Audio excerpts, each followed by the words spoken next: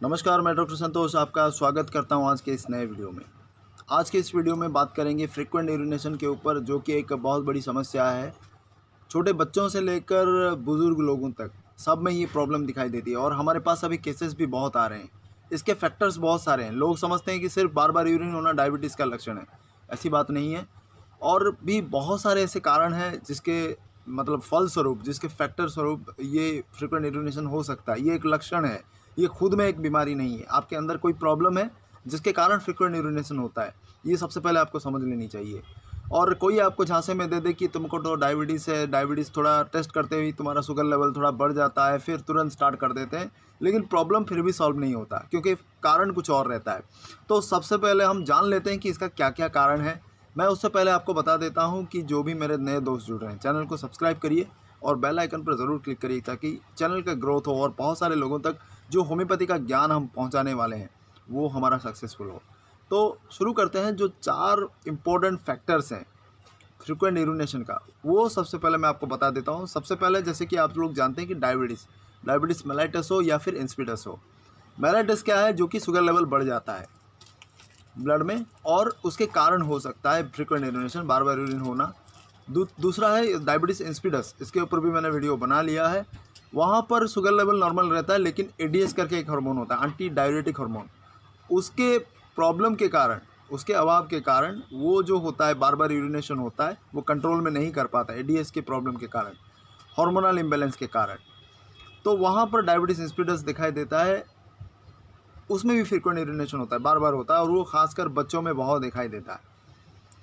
तीसरा जो important problem है वो है यूरिन से रिलेटेड प्रॉब्लम। यूरिन से रिलेटेड प्रॉब्लम जो है वो यूटीआई भी हो सकता है, यूरिनरी ट्रैक्ट इन्फेक्शन, या फिर स्ट्रक्चर यूरेथ्रा का जो रास्ता है, यूरिन का जो रास्ता है पेनिस के थ्रू, जो यूरेथ्रा है उसके जो स्ट्रक्चर आ जाता है, या अंदर कुछ ऑब्स्ट्रक्शन आ जाता है, या अंदर कुछ सिकुड़न आ जाता है, तो उसमें भी फ्रीक्वेंट यूरिनेशन हो सकता है। चौथा जो इम्पोर्टेंट चीज़ है गैस्ट्रिक से रिलेटेड, या आपको पेट के संबंधी कोई समस्या है, हैवी गैस्ट्राइटिस है, फ्लैचुलेंसी है, गैस बनता है बार बार, कॉन्स्टिपेशन रहता है, आपका मल साफ़ नहीं होता, पेट साफ़ नहीं होता, तो वहाँ पर भी फ्रीक्वेंट यूरिनेशन हो सकता है।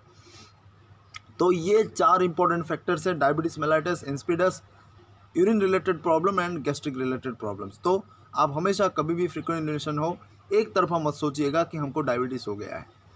बहुत सारे लोग इसी चक्कर में जाकर ब्लड टेस्ट करते हैं और वो लोग फंस जाते हैं। उनको बता दिया जाता है कि तुम्हारा डायबिटीज़ हो गया और तुरंत दवाइयाँ स्टार्ट करो, और इसी चक्कर में ज़िंदगी भर का गुलाम बन जाते हो। तो सबसे पहले जो मैं बताना चाहता हूँ आपको डायबिटीज़ मेलाइटिस के लिए, इसका वीडियो मैंने बना लिया है।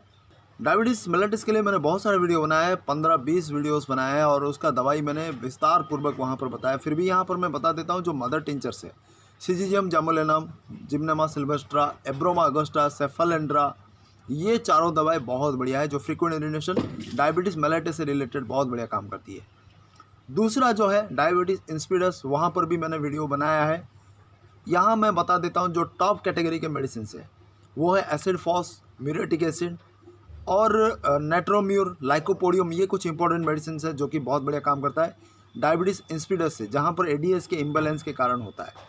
तीसरा जो इम्पोर्टेंट फैक्टर है, जो कि मैंने कहा गैस्ट्रिक रिलेटेड, कॉन्स्टिपेशन रहता है, आपका पेट खराब ही रहती है, तो वहाँ पर भी कार्बोवेज, लाइकोपोडियम, नक्स वोमिका, ये जो इंपॉर्टेंट दवाएं हैं ये बहुत बढ़िया काम करता है फ्रीक्वेंट यूरिनेशन को रोकने के लिए। खास करके लाइकोपोडियम और नक्स वोमिका बहुत ज़्यादा यूज होता है जब पेट संबंधी कोई समस्या आती है, किसी को कब्ज़ रहता है और उसके कारण फ्रीक्वेंट यूरिनेशन होता है, तो वहाँ पर आप इसको दे सकते हैं। चौथा जो इम्पोर्टेंट प्रॉब्लम है और बहुत ही ख़तरनाक कंडीशन है वो है यूरेथ्रल स्ट्रक्चर। यहाँ पर बहुत सारे लोग फंस जाते हैं। लोगों को सर्जरी करने को कहा जाता है, बार बार डायलिटेशन करने को कहा जाता है, फिर भी कंट्रोल में नहीं होता। थोड़ी दिन के लिए कंट्रोल होता है, फिर आ जाता है। होम्योपैथी में इसका बेहतरीन दवाएं हैं, स्ट्रक्चर को हटाने के लिए या अंदर कोई ऑब्स्ट्रक्शन है उसको हटाने के लिए बहुत सारी दवाएं हैं, वो आप यूज़ कर सकते हैं। उसमें सर्जरी करने की आपको ज़रूरत नहीं पड़ती, कोई भी डायलिटेशन और सर्जरी वगैरह ज़रूरी नहीं पड़ती। अगर आप करा चुके हैं तो भी ये सक्सेसफुल है। अगर आप अभी भी आपका चल रहा है तो आप उसके साथ होम्योपैथी की दवाई भी ले सकते हैं, बहुत क्विकली रिलीफ करेगा और उसका जो फ्रीक्वेंसी है, डायलिटेशन करने का जो फ्रीक्वेंसी है वो कम हो जाएगा। दवाएं बहुत सारे हैं स्ट्रक्चर यूरेथ्रा के लिए, थायोसिनामिनम है, लाइकोपोडियम यूज़ होता है, थूजा यूज होता है, कैल्किरिया कार्ब, फॉस्फोरस, नाइट्रिक एसिड, ऐसे बहुत सारी दवाएं हैं जो कि यूरेथ्रल स्ट्रक्चर के लिए यूज़ होता है।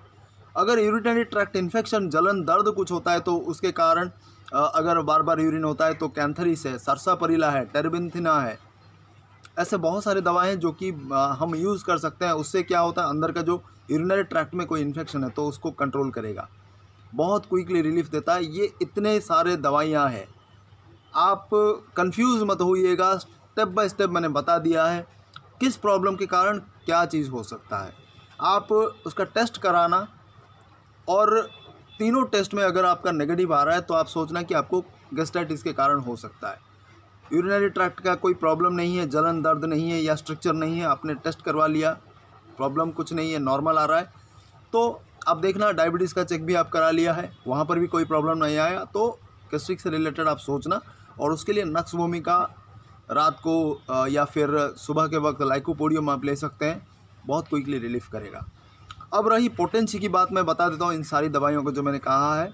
30 पोटेंसी में आप ले सकते हैं, दिन में 2-2 बार, सुबह शाम करके या सुबह रात करके। लाइकोपोडियम मोस्टली आप कोशिश करें कि दिन के वक्त ही लेना, क्योंकि उसका एग्रेवेशन टाइम एज़ पर मेट्रोमेडी का दिया गया है कि 4 to 8 PM, 4 से 8 के बीच उसको नहीं लेना है, बाकी समय आप ले सकते हैं। बाकी सारे मेडिसिन 30 पोटेंसी में दिन में 2 बार 3-4 बूंद करके लीजिए, बहुत क्विकली रिलीफ देगा। सबसे इम्पोर्टेंट जो बात है कि सारी दवाइयों को आपको नहीं लेना है, जो भी मैंने कहा, वो दवाइयाँ जो आपके सारे सिम्टम्स हैं, आपके सिम्टम्स के साथ जिस दवाई के सिम्टम ज़्यादा मैच करते हैं वो आपको लेना है, वो मोस्ट सिमिलिमम है, वो आपको लेना है।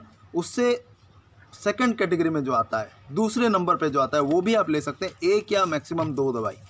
5-6 दवाइयों को मिक्स करके नहीं लेना है, या एट ए टाइम 5-6 दवाई पोटेंसी में आपको नहीं लेना है। मदर टिंचर को आप मिक्स कर सकते हैं, कोई प्रॉब्लम नहीं है। अगर सेम प्रॉब्लम का जो यूज़ होता है मदर टिंचर, उसको आप मिक्स कर सकते हैं। अलग अलग प्रॉब्लम का मदर टिंचर, डायबिटीज़ का या यूरेथ्रल स्ट्रक्चर का, ये मदर टिंचर आप मिक्स नहीं कर सकते। सेम प्रॉब्लम का जो मदर टिंचर है, मतलब यूटीआई के लिए जो है कैंथरिस, सरसापरिला, टेरेबिंथिना, ये आप मिक्स कर सकते हैं। ठीक उसी तरह डायबिटीज़ के भी रिलेटेड जो मदर टिंचर मैंने कहा, सिजिजम, जिम्नेमा, कार्डस मैरानस, एब्रोमा अगोस्टा, कालमेग, ये सब आप ऐड कर सकते हैं। तो ये वो स्पेसिफिक चीज़ें हैं जो आपको जानना बहुत ज़रूरी है। इसीलिए मैं हमेशा कहता हूँ कि आप वीडियो को शुरुआत से लेकर अंत तक ज़रूर देखना, बहुत इंपॉर्टेंट है। थैंक्स अ लॉट, बहुत बहुत धन्यवाद। और मैं जाने से पहले रिक्वेस्ट करूँगा कि अपने दोस्तों के साथ ज़रूर शेयर करें उनके सोशल नेटवर्किंग साइट्स में, ताकि बहुत सारे लोग इसका फ़ायदा उठा सकें। बहुत बहुत धन्यवाद, थैंक्स अगेन, नमस्कार।